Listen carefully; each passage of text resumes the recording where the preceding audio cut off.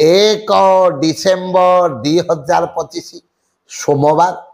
लक्ष्मी एकादशी मोक्षदा एकादशी वर्षर सबुठारु बड़ एकादशी जीवन समस्त प्रकार संकट विपत्ति को दूर करने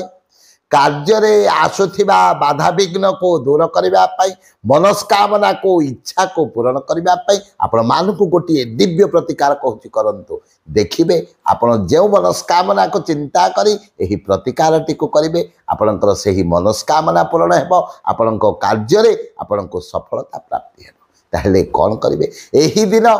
गोटे चौमुखी दीप ने जो दीपर 4टी शिखा थी अर्थात चारिपटे पूर्व पश्चिम उत्तर दिखण चौमुखी दीप नहीं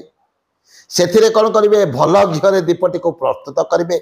से दीपटी को नहीं माँ वृंदावती गछ पाखे प्रज्वलित करेंगे माँ वृंदावती पाखे प्रज्वलित करेंगे तुलसी गछ मूल प्रज्वलित करेंगे प्रज्वलित कर सारा पर